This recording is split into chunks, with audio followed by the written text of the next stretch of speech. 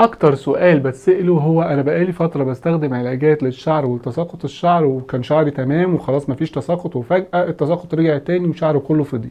هل العلاجات دي ما بقتش تجيب مفعول ولا ايه؟ والحقيقة ان مفيش حاجة اسمها العلاجات ما بقتش تجيب نتيجة بعد فترة وفروة راسك اتعودت عليها والكلام اللي بيتقال ده، وغير النوع وغير الماركة والكلام ده كله. والكلام ده بينطبق على اي حاجة ايا كان، اذا كان مينوكسيديل او ادوية تانية او سبرايات تانية او اي حاجة انت بتستخدمها على فروة راسك مش هتفرق خالص ما دام انت مستمر عليها. مفيش حاجه اسمها الجسم اتعود عليها. الحكايه وما فيها ان الشعر ده ليه دوره حياه، ودوره حياه الشعر معناها ان الشعرايه لها عمر محدد. يعني مثلا نقول عمر الشعرايه وليكن 6 شهور، بعد 6 شهور الشعرايه دي المفروض بتموت. طب انت ازاي شعرك؟ ما احنا طول عمرنا عايشين وشعرنا ما بيفضاش. ايه اللي حصل قبل كده؟ انت قبل ما تبدا تعاني من فراغات ويحصل عندك مشاكل كنت عارف معلومه اسمها التساقط الطبيعي للشعر، اللي هم 100 شعرايه او 200 شعرايه.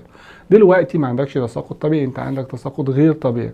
التساقط الطبيعي للشعر بيبقى تساقط عشوائي، يعني مثلا 5 شعرات من هنا، 4 شعرات من هنا، شعرتين من فوق، المهم ال100 شعرايه يكملوا من اتجاهات مختلفه فما يبانش ان انت عندك فراغات. في حالات الفراغات بقى والناس اللي بتعالج الفراغات، اللي بيحصل ان انت عندك اوريدي مجموعه كامله او منطقه كامله ما فيهاش شعر، او الشعر اللي فيها شعر ضعيف وخفيف جدا وواضح، فعمر الشعر ده كله قريب من بعضه. فانت بتبدا تعالج المنطقه دي، فالشعر بيبدأ يطلع وتحس بكثافة كويسة، وبعد 6 شهور تلاقي الشعر كله ده طلع تاني أو تساقط تاني.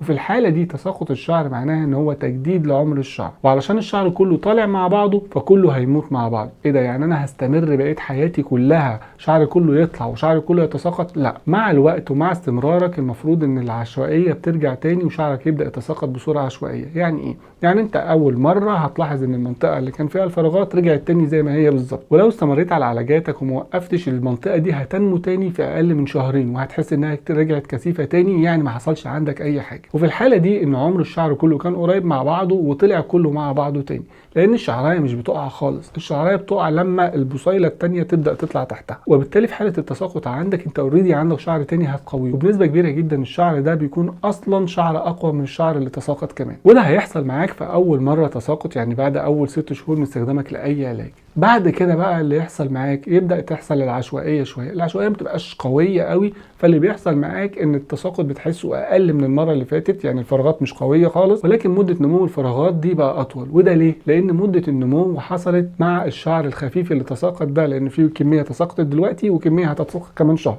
الكميه اللي تساقطت دلوقتي عماله بتنمو في حين ان التانيه عماله تتساقط، فبدل ما شعرك طلع في شهرين ممكن يطلع في 4 شهور او في 3 شهور. وده مؤشر كويس لان انت كده شعرك بدأ ياخد الصورة العشوائية بتاعته، ومع استمرارك شهور او يمكن سنين كمان العملية ترجع معاك طبيعية جدا. ومش ده السبب الوحيد لتساقط الشعر، برضه في اسباب تانية غلط انت بتعملها. اول حاجة الناس اللي بيقولوا ان بديل الزيت افضل من الزيت وافضل من الكريمات، ودي مش حقيقة. وعن تجربة شخصية انا اسوأ حاجة استخدمتها في حياتي بعد كريمات الفرد كانت بديل الزيت. بديل الزيت تقدر تقول ان هو تسبب معايا في سرعة تساقط الشعر عندي بنسبة 50% كمان. والأسوأ ان بعض البنات بتستخدمه وبتستخدم بعديه سشوار او بتستخدم بعديه مكوى، وده بيدمر فروة الراس. ده غير كمان ان بديل الزيت بيعمل شوائب على فروة الراس، يعني لو وصل لفروة الراس بيلزق فيها، وفروة الراس مش بتمتصه ولا اي حاجة، لان فروة الراس من الجلد المحب للزيوت، يعني طول ما في زيت هيمتصه مش هيضره، لكن اي حاجة تانية بتفضل فوق وبيمتص الزيوت منها بس. وده طبعا بالاضافة للشوائب بتاعة الاسبريهات اللي انت اصلا بتستخدمها. كل الحاجات دي بتتراكم على فروة الراس وبتسد المسام وبتقتل بعض الشعيرات الدقيقة كمان اللي كانت لسه هتطلع وتشوف النور،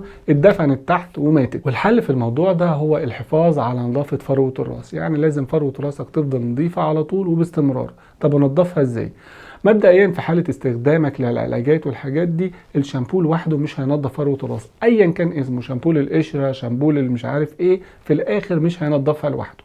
الطريقه الصحيحه عشان تنظف بيها فروه راسك هو انك انت تستخدم زيت على فروه الراس على الاقل مره في الاسبوع. واستخدام الزيت على فروه الراس بيكون لمده ساعتين، يعني تحط الزيت على فروه الراس ساعتين فيما فوق، وبعد كده تبدا تحرك ايديك تعمل مساج كده لفروه الراس. هتحس ان الطبقات اللي معموله على فروه راسك دي بتطلع في ايدك اصلا زي القشره كده والجلد الميت. وده لوحده مش كفايه، يعني مش هتكتفي بده وبعدين تروح تستخدم علاجاتك، لازم بعد كده تغسل شعرك بالشامبو. واستخدامك للشامبو لازم برضو تسيبه على فروه الراس لمده 5 دقائق علشان يبدا يفكك البواقي بتاعه القشره مع الزيت، وينظف فروه الراس من الزيوت اللي هتتسبب في امتصاص الاتربه اللي هتسد المسام بعد كده. وبعد ما تحس ان فروه راسك نظيفه جدا وتتاكد انها نشفت تماما وجفت تماما، تقدر ترجع للعلاجات بتاعتك. ودايما خليك عارف ان تحت القشره والرواسب الموجوده دي، خاصه في الناس اللي عندها فراغات، بيبقى فيه بيبي هير صغير جدا. لو نظفناه ونظفنا المكان ده هيطلع النور ويبقى شعرك اكثف من الاول.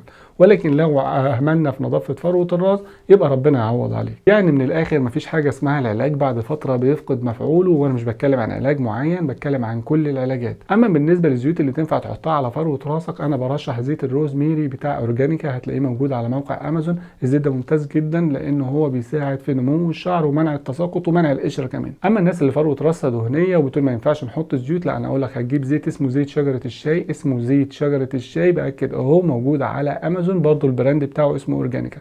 يعني هتبحث عن اورجانيكا شجره الشاي. اما للناس اللي ما بتستخدمش علاجات وعندها تساقط بالفعل وعايزه تستخدم حاجه مبدئيه، انا برشح لكم زيت اسمه اركو، هتلاقوه برضو موجود على امازون، موجود في الصيدليات.